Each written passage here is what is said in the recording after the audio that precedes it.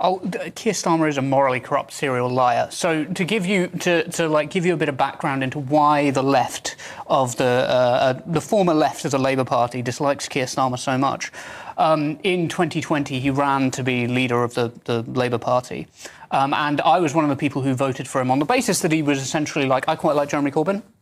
A view here which is probably not widely held, but I quite like. Starmer lets 16-year-olds vote, but bans them from his own party. Morally bankrupt or just terrified of real scrutiny? Nigel wouldn't blink twice. Tune in. The Takedown is brutal.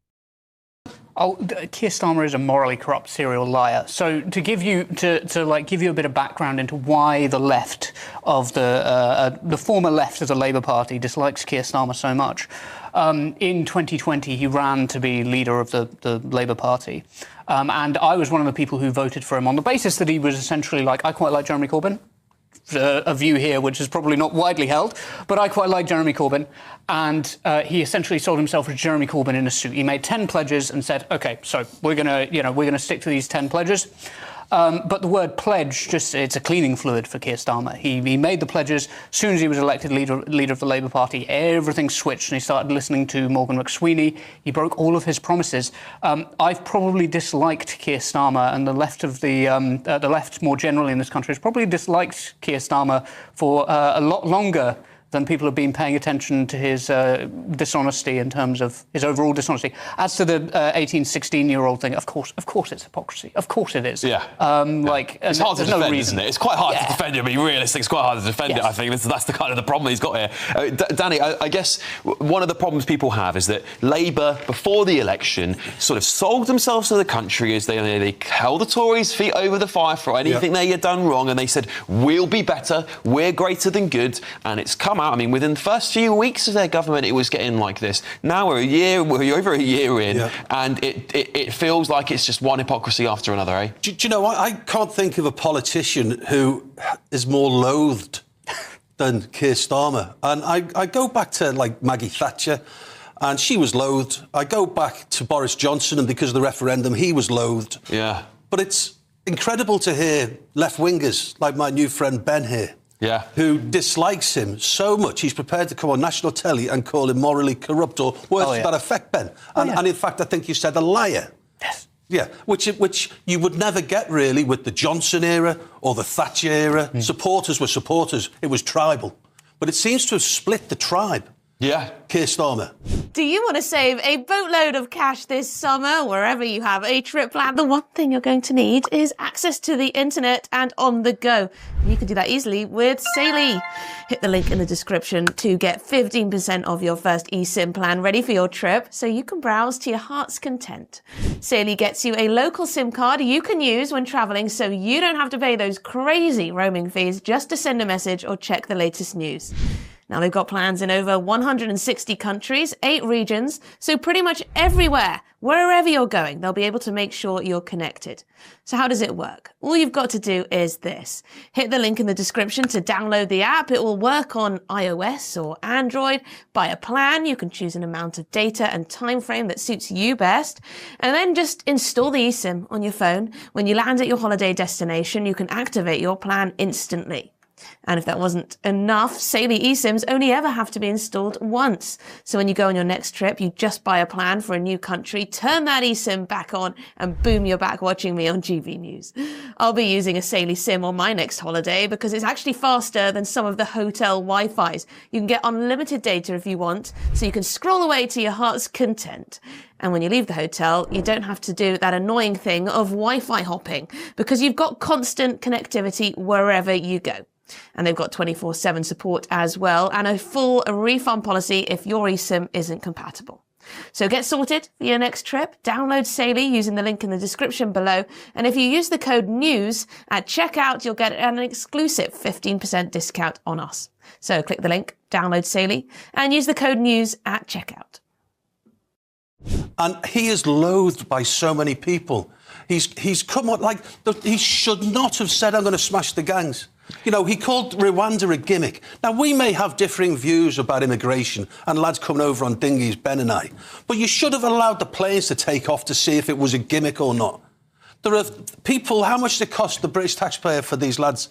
Mostly lads. Thousands of pounds. Millions Tens of a thousands. day. 6 million, I think the hotels are a day. OK, if Rwanda had been a relative success, you make that back. It's like being in business. You invest 50k to make 60k. You invest 60k to make 70k. You invest a lot of money in Rwanda, hoping that it pays off, and then you make that money back because the kids ain't coming over on the dinghies. I think, Ben, the thing about hypocrisy is this, is that British people elect politicians on the basis that they're going to do the job they promised that they've done and all going to do, right? And I think time and time again, when you see things like this, where they say, we're going to have votes 16 because we'll tell the public everyone's responsible, right? All these young lads and young girls are responsible enough to vote, but actually they can't be part of the Labour Party, they can't be an official, and they can't stand for office. I mean, it stinks, doesn't it, to people? It stinks. It's obvious hypocrisy. I think one of the problems with Keir Starmer's approach to the whole migration thing, and of course we're going to disagree on this, is that that there are cases you can make that are appealing to the right, that are honest, I think, to do with migration. For example, in his final speech as US President, Ronald Reagan made the case that the US was the custodians of not just the freedom of America, but the custodians of the freedom of the entire world because of the way that they accepted refugees, because of the way they accepted asylum seekers, because of the way that they accepted immigrants in general into their melting pot of a country. It was part of American freedom. That's the sort of image that I want Britain to have. I want to see Britain, I want to see figures like Jeremy Corbyn, Zach Polanski and Zara Sultana standing up for the rights of refugees in a way that's strong, and I just haven't seen from Keir Starmer. Yeah. Just before we go to the break, because I want to just, we've got to be fair to the government here. They are working off the back of 14 years of what I would say is an absolutely horrendous Conservative government, particularly the last couple of them. So do we need to give them a little bit of credit and say, actually, do you know what? Vote 16, sure, it's small fry really stuff. I mean, it's really not going to affect elections, but on the whole, they are trying to work back from a terrible Conservative government. Let's break down this interview.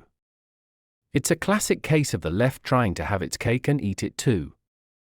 They want to preach about social justice and inclusivity, but the moment it comes to actually putting those ideals into practice, they become incredibly selective.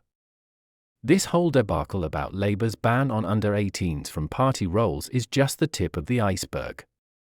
It exposes their hypocrisy and their utter lack of consistency. They're quick to lecture the rest of us about the importance of youth engagement and giving young people a voice. Yet, when it comes to their own party, they suddenly decide that teenagers are too immature to participate in the democratic process.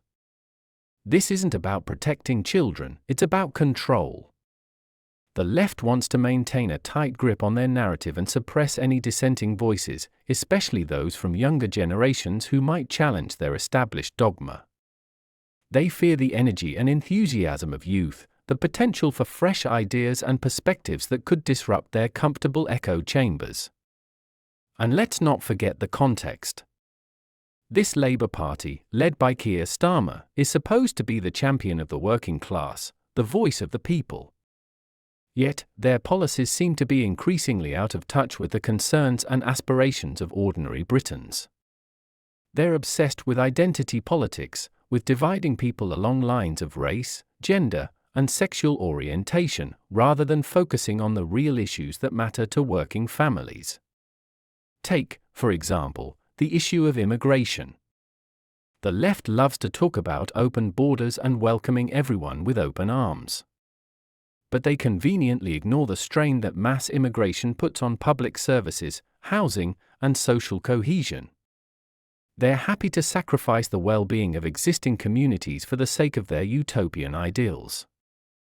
And what about economic policy? Labour's stance on taxation and spending is nothing short of reckless. They want to increase taxes on businesses and hard-working individuals, while simultaneously promising a plethora of expensive social programs. This is a recipe for economic disaster, leading to higher prices, fewer jobs, and a decline in living standards. The left's obsession with identity politics and their disregard for economic realities are not just theoretical concerns, they have real-world consequences. They erode social trust, fuel division, and undermine the foundations of a strong and prosperous society. We need a political system that prioritizes the common good, that focuses on practical solutions to real problems, and that respects the values of individual responsibility and self-reliance. The left, with their divisive rhetoric and their utopian fantasies, offers nothing but empty promises and societal decay. It's time for a change. It's time to reject the left's agenda of division and mediocrity and embrace a vision of a brighter future based on individual freedom, economic prosperity, and a strong national identity.